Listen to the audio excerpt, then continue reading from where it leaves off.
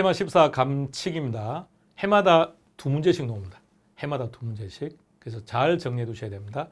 이게 여러분들 입장에서는 법이니까 암기하는 게 불편하다고 생각할 수 있습니다만 이게 얼마나 편하냐면 어떤 경우에도 응용하지 않습니다. 우리 시험 범위 중에서 유일하게 개론이 학문이죠. 법이 아니죠. 그러다 보면 개론은 학문이 아니기 때문에 용어 자체가 정해져 있지 않아요. 얼마든지 다양하게 쓸 수 있다는 거죠. 자가 관리라고 공부를 해서 시험으로 갔어요. 그러니까 직접 관리라고 나오죠. 자치 관리, 자연 관리. 이 다 똑같은 표현들입니다. 그러니까 학문이기 때문에 용어가 딱 획일하게 정해져 있지 않는데 법이 왜 좋을까? 이건 딱 법에 있는 용어밖에 안 나와요. 그래서 몇 가지만 여러분들이 기억해 두면 한 문제 쉽게 맞출 수 있습니다. 감칙 중에서 해마다 출제되는 물건별 평가를 한번 정리해 볼게요. 기억입니다. 토지죠. 토지를 평가할 때는 공시지가 기준법을 적용합니다. 자, 니은 주식이냐 채권이냐의 포인트를 두지 마시고요. 상장 비상장에 포인트를 두세요. 상장되었느냐 비상장되었느냐 여기에 포인트를 두고 기억해 두는 겁니다. 자, 먼저 상식적으로 편안하게 한번 생각해 보세요. 주식은 3방식 중에서 어떤 방식을 적용하는 것이 합리적이라고 생각하십니까?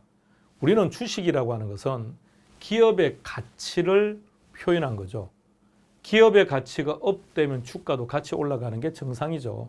자, 우리 시장은 좀 독특해서 뭐 그렇지 않은 경우도 있습니다만, 자, 그럼 무시하고요. 그렇다면 주식이나 채권은 어떤 방식요? 그렇죠. 수익환원법이 가장 합리적이죠. 그런데 보세요. 상장을 딱 하는 순간 유사한 가치를 갖는, 즉 기업의 규모가 유사한 기업들이 많이 나오겠죠. 그럼 거기에 주가도 비슷하게 나올 거라고요. 따라서 상장을 하는 순간 비슷한 사례들이 많이 나오니까 거래사례 비교법. 그러니까 비상장일 때는 수익환원법.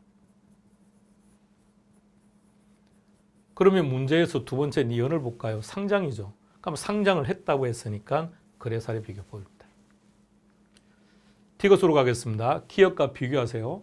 토지만 평가할 때는 공시지가 기준법을 적용해야 되는데 이 토지가 건물뿐만 아니고 다른 자산과 결합되면 토지가 다른 자산과 결합되면 무조건 거래사례 비교법입니다. 토지가 다른 자산과 결합된다? 가령 예를 들어서 임목 같은 경우요. 자, 임목이라는 것을 정확하게 그냥 한자 그대로 표현하면 서 있다는 건데 임목이라는 말은 살아있는 나무죠. 그럼 어떤 의미인지 한번 생각해 보세요. 살아있다는 것은 어떤 의미냐면 토지로부터 자양분을 받고 있다는 거죠. 따라서 임목이라고 하는 순간 토지와 나무가 결합되어 있죠. 그러면 임목은 거래사례 비교법 이렇게 되는 거죠. 그러니까 과수원도 마찬가지겠죠. 거래사례 비교법이요. 자, 리얼입니다. 임대료는 어떻게 합니까? 임대사례 비교법 주의하세요. 임대사례 비교법 이외에는 안 됩니다. 척산법, 수익분석법 안 됩니다. 광업재단, 수익환원법, 공장재단은 어떻게 되던가요? 공장재단은 개별평가 합산이고 광업재단은 수익환원법. 왜 자꾸 공장재단과 광업재단을 연결하느냐? 바꿔서 놓기 때문에 정확하게 기억해 두셔야 돼요. 과수원은 수익환원법이죠. 거래사례 비교법이고요. 항공기 감가대조 원가법입니다. 따라서 답은 자, 이제 물건별 감정평가들을 전체 한번 정리해 보겠습니다. 자, 먼저 1번. 토지를 평가할 때는 무조건 공시지가 기준법입니다. 자, 그런데 우리 법은 말입니다. 공시지가 기준법을 적용할 때는 다음의 절차를 지켜라고 되어 있습니다. 순서를 잘 보셔야 돼요. 그럼 이렇게 한번 생각해 보세요. 3방식에서 비교 방식에는 거래사례 비교법과 임대사례 비교법이 있는데 여기 나와 있는 공시지가 기준법도 비교 방식에 속하는 거예요. 그러니까 비교 방식은 사례 가격을 사정 보정, 시점 수정 등등을 통해서 대상 물건의 가격요. 그래서 비교 방식이니까 비중 가액을 구하는 거죠. 자, 그런데 말입니다. 공시지가 기준법에는 요 사례라는 말을 안 쓰죠. 대신에 뭐라고 쓴다고요? 비교 표준치. 자, 두 번째 특징. 비교 방식은 사정 보정, 시점 수정 등등을 하는데 공시지가 기준법은 사정 보정을 안 하죠. 그러니까 시점 수정, 지역 요인 비교, 개별 요인 비교 잘 정리해 두셔야 됩니다. 자, 세 번째 토지입니다. 토지인데 적정한 실거래가를 기준으로 한대요. 거래죠. 거래사례 비교법입니다. 토지였습니다. 다음 건물이죠. 건물은 감가되니까 원가법이고 토지와 건물이 함께 결합되면 무조건 거래사례 비교법입니다. 다음 산림으로 가봅시다. 그러니까 산림이라는 것이 산지와 인목으로 구성되어 있는 거죠. 그러니까 산지와 인목으로 구성되어 있는 거죠. 근데 잘 보세요. 하나는 토지죠. 하나는 나무죠. 성격이 다르죠. 그럼 성격이 다르면 당연히 가치가 다르겠죠. 따로따로 평가해야죠. 구분 평가입니다. 일단 이게 원칙입니다. 한다 그랬으니까 원칙이라는 거죠. 자, 다시 산림은 어떻게 한다고요? 산지와 인목을 구분 평가한다. 그런데 이 경우 인목은 토지와 나무가 결합되어 있다 그랬죠. 거래사례 비교법. 소경목림, 어린 나무.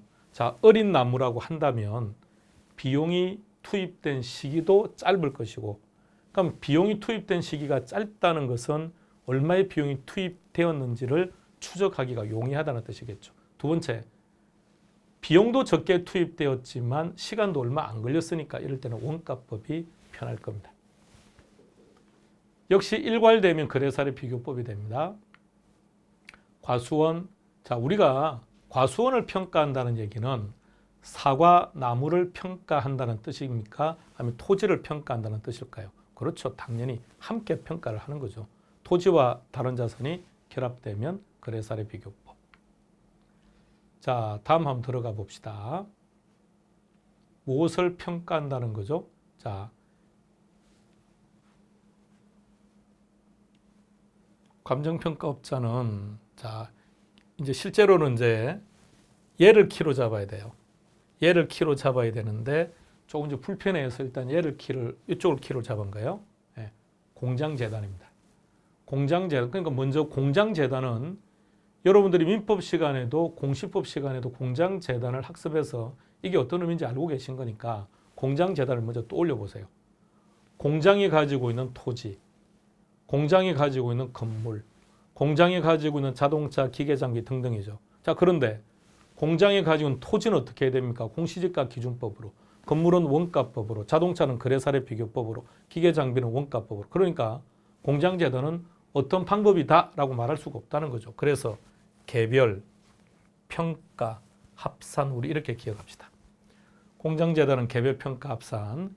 자, 다만해서 이제 단서 조항이 들어갔는데 이건 몰라도 괜찮아요. 그냥 보는 건데 감정평가 3방식 중에서 가장 합리적인 방식이 수익 방식입니다. 그러므로 어떤 경우나 수익이 계속적으로 발생할 거라고 예상이 되면 수익환원법이 가장 타당한 거죠. 자, 광업재단입니다. 혼돈하지 않도록 하세요. 공장재단, 광업재단. 그래 자꾸 바꾸는 거죠. 그러니까 공장재단을 자꾸 장난치는 겁니다. 어떻게 장난치느냐? 수익환원법으로.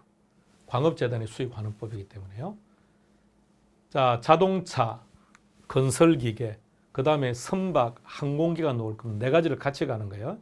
자, 자동차, 건설기계, 선박, 항공기 중에 감가 안 되는 자산 찾아보세요. 없죠. 모두가 다 감가가 되는 거죠. 감가가 되면 원가법을 적용하면 되겠죠. 근데 그 중에 자동차라고 하는 이 자산은 시장성이 아주 뛰어나죠. 어떤 의미일까요? 중고시장이 워낙 발달되어 있어서 유사한 자동차가 많다는 겁니다. 그래서 뭐가 좋을까요? 그렇죠. 거래사례 비교법. 나머지는 모두가 다 원가법. 나머지가 모두 다 원가법이 좋아요. 일단 이거부터요. 자, 그 다음에 선박은 조금 더 자세히 보세요. 뭐라고 되어 있냐면 선박은 선체는 선체끼리, 기관은 기관끼리 다 따로 구분해서 평가합니다. 일단 이게 원칙. 따로따로 평가를 하되 각각은 원가법을 적용하다 이 말입니다. 자, 하나 더 봐야 됩니다. 5항입니다. 여기는 뭐가 들어가죠?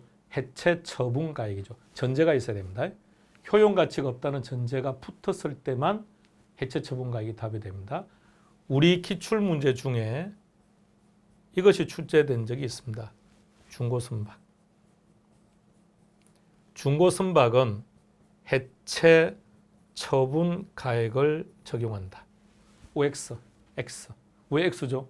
중고선박인데? 그렇죠. 그러니까 여러분들이 임의적 해석을 하시면 안 돼요. 중고 선박이니까 효용 가치가 떨어지겠구나. 그렇게 하시면 안 되고요. 그러니까 중고 선박이 해체 처분 가격이 되려면 반드시 효용 가치가 없다는 단서가 붙어야 돼요. 따라서 X. 그럼 중고 선박은 어떻게 평가한다고요? 그렇죠. 원가법으로 평가해야죠. 다음 임대료입니다. 자, 이 조문이 중요하고 중요하다는 말은 시험에 자주 나온다는 얘기죠. 또 여러분들이 잘 틀리는 이유는 딱 한 가지예요. 우리가 감정평가 3방식에서 원가 방식에서는 적산법 그러죠. 임대료 구하는 방법이. 비교 방식에서는 임대사례 비교법, 수익 방식에서 수익 분석법이죠. 그러니까 이미 우리는 감정평가 3방식에서 임대료 구하는 방법이 세 가지라는 것을 알고 있다는 얘기입니다. 그런데 물건별 평가에서는 오로지 임대사례 비교법만 인정하고 있다는 겁니다. 그래서 정확하게 기억해 두셔야 됩니다.